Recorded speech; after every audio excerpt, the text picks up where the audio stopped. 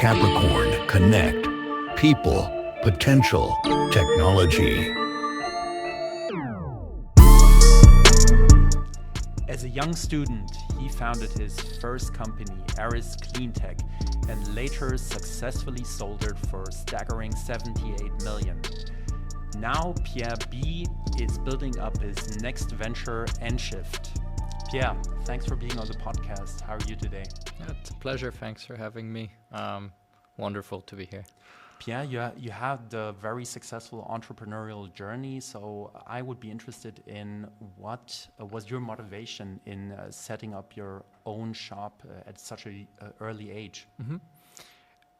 It was actually my whole environment, the people that were around me from very beginning on. So it started with my father, who himself is an entrepreneur who built up a company after venturing out here to Switzerland from China. And then it just continued. You know, the people that I met during my studies who all become successful entrepreneurs too, and just motivated me to build something myself as well. So you have a bit of an environment that impacted you. It's a bit in your DNA as well then. Yeah, one could say so. And what are the challenges when scaling a company, like from early stage to late stage? Maybe you can talk a little bit about that. All kinds of challenges. If I could count them on one hand, I wish I could. Mm-hmm. But I think the main challenge at the very beginning is to convince talents, co-founders and partners to start a company with you based on a very simple idea or an observation you have, getting them rallied and motivated to build that thing together with you with this slim chance of success that is promised. And so that's the very big first challenge, and I think that continues to be one of the main challenges when you build up a startup, right? Like it's about the people. Sure, you can have a great idea, but if you don't get people around you who can realize the potential of this idea, then I think you'll have trouble scaling up, yes. So creating a vision, convincing people of your vision, and getting the right team together, that is important. I think that's the most important part on this journey, or one of the most important parts. And what was, you had a successful exit, so what was the process in this exit when you look back? Were you actively approached in selling the company, or maybe you can just talk a little bit about this journey? We weren't looking for any exit at that time. We were just really focused on scaling the business. So we had just hit kind of an inflection point where we were moving from building and selling thousands of machines to 10,000s of machines. And so the focus was really on the operations, on building the business. But it seems like at the time that people saw the potential and that we had reached that inflection point and were interested in or reached out to us to discuss potential acquisition. So we had a few offers on the table, a couple of interested parties talking to us. Interestingly, the vast majority coming out of the United States, and we then went with a gut feeling of who could be the ideal partner to take us to the next level. So strategically speaking, who can help us continue building this business. So we've been seeing this scaling up, the first initial scale up phase, and we knew we had to find a partner that would help us to grow this business then from tens of thousands of units to millions of units, and that's where we saw fit to partner up with a company like iRobot at the time. Mm-hmm. Were you still actively involved after the exit in the company? I was involved for roughly a year. So ensuring that there was a good transition, that the team got accepted within the new structures, that they could unfold their potential, and that the product was well accepted also by the end customers that our acquirer had. Very good. And you achieved, Pierre, something that most entrepreneurs dream of, a successful exit. So now you're working on your next venture, diving into your next venture, trying to scale it up again. Why don't you just sit back at a beach, with a couple of cocktails in your hand and enjoy your life? Well, first of all, I guess it's just not my nature. I've never built something so that I can go relax at the beach and just right into the sunset and enjoy life. I've enjoyed building things, right? Like I've gained so much knowledge and fulfillment in what I've been doing at Aeris at the time. I just knew that I had to build something that, again, that would bring, I think, benefit to society. And so that's why when I saw the gap for Enshift, I really decided to, it was no question why, if I should start or not, right? Like I just ventured into it again. And well, I guess the beach will still be there in 30 years. So. Exactly. Let's talk a little bit about Enshift. What do you guys exactly do there? So I mentioned the gap that I saw. After selling Aeris, I was involved in a couple of real estate developments, and I was also interacting a lot with real estate investors, professional investors, institutional real estate investors. And what I realized was that it was very difficult for them to bring today's very low costs of energies, of renewable energies, into their building. So the process of transforming a building, decarbonizing it, and essentially bringing renewable energies into it is very fragmented today. So you have all kinds of actors in the market that you have to work with, and each one is really just focused on one step of the process. And due to not having a coherent end-to-end provider, I think most outcomes that are generated are not the initial planned concepts and strategies that were formulated. And Enshift basically fills this gap and provides an end-to-end process that ensures that the financial outcome, but also the ecological outcome follows what was predicted, projected, and planned at the very beginning. And we've basically so far been proven right that this gap, filling this gap, will attract the right customers and clients. And you would like to grow Europe-wide or globally? What is your plan? Yes, we already started growing in the DACH region, so outside of Switzerland, in Germany, in Austria, but also ventured out into France and Italy. That was beginning of this year, end of last year. We, as of today, have already successfully gained clients in all of these regions.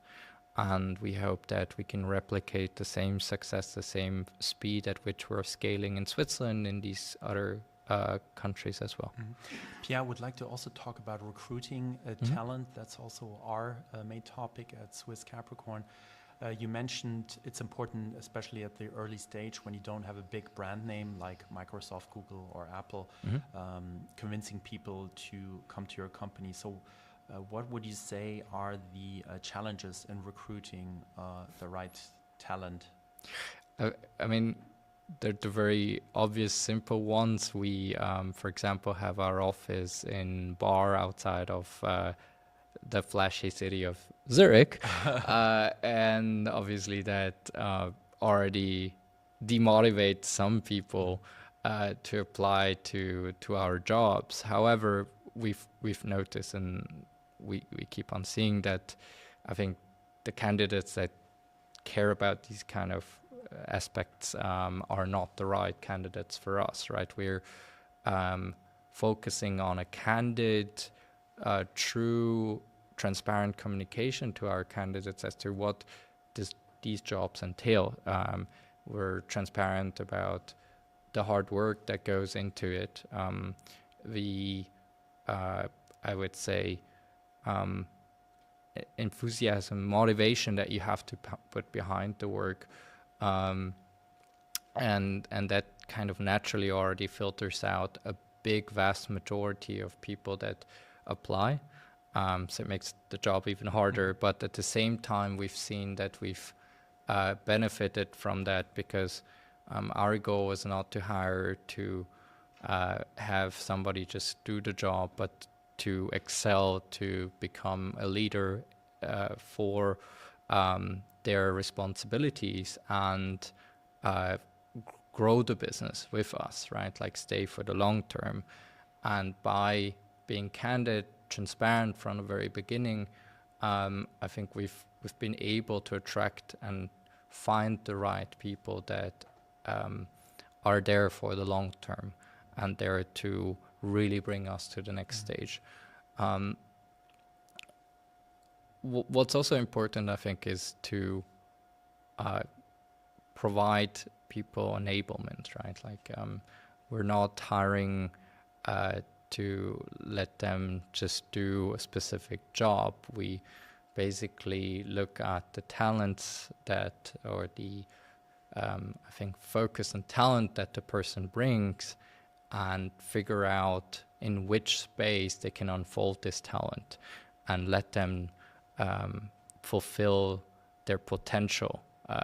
So that's been always our kind of approach to hiring. And it's helped us, I think, gain the right team members from really early on. So honest, transparent communication and enabling the candidates so they can perform even better. That's right, yes. Pierre, I also have another question concerning the candidate market. Like, if you were a candidate, what do you think you need to do to remain attractive for other companies nowadays? That's a good question. I think, obviously, today one would be focused on kind of, well, how do I compete with AI that is taking over the world? How do I make sure that AI cannot take over my job, and that I really am needed? I believe that the truth is that not the vast majority of jobs that exist today will not be replaced by AI. It will be rather complemented by AI. So we will accelerate things. AI will help people do their job even better and faster. And I think there comes kind of like one of the focus, or where I would put the focus if I was for applying at jobs, is like, for that specific job that I'm applying for, the type of jobs that I'm applying for, how can I already today find ways to work with AI to distinguish myself in this field? So how can I use these AI tools that are out there to accelerate, to distinguish the output that I generate?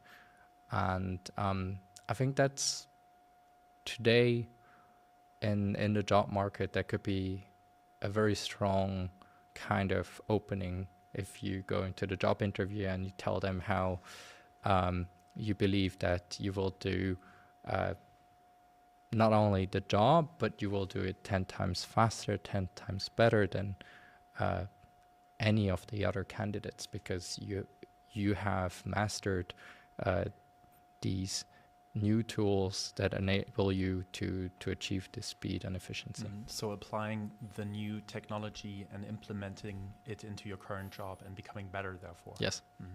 Pierre, finally, I'll also have some personal questions for you, if it's okay with you. Sure. Is there any superpower you would like to possess if you had, let's say, a wish free? Prolonging my day, so making out of 24 hours 48, 50, 60 hours. Obviously, that would be a great superpower, or multiplying myself and allowing me to be at different places, right? But at the end of the day, I think the superpower is more in finding the people that have these superpowers, or let's say talents that you don't have, right? And then convincing them to join the journey on which you are, join the common vision, share the common vision, and then bring together all these superpowers that you don't have to exactly speed up and achieve the success we're heading where we're asking for. And if you were to pick a autobiography, which one would you pick? That's that's a good question. I think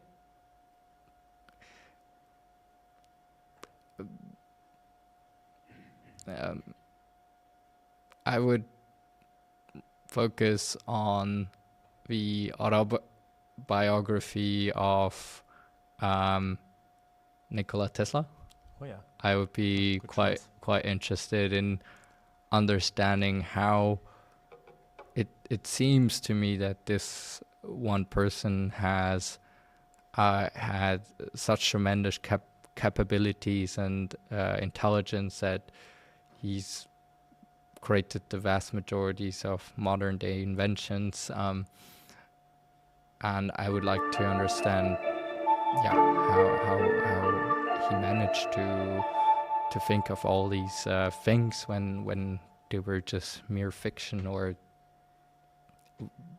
people lived basically in Stone Age when he invented modern day technologies. Absolutely.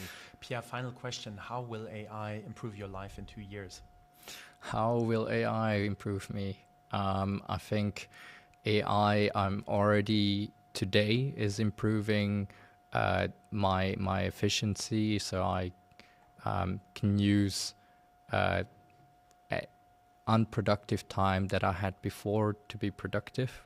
So I, for example, when I'm driving to work, I can use AI, the speech function, to already compile and build, for example, memos or documents that I need to that I basically then send out as soon as I arrive at work. I mean, these are very simple, small AI-enabled tasks that I couldn't do before, but allow me now to be a lot more efficient, to achieve a lot more within a short time, and use time efficiently. Pierre Bi, entrepreneur and founder of Enshift. It has been a true pleasure talking to you. I wish you all the success and nothing less, and looking forward to the next conversation. Yeah, thanks for having me here. It was a pleasure.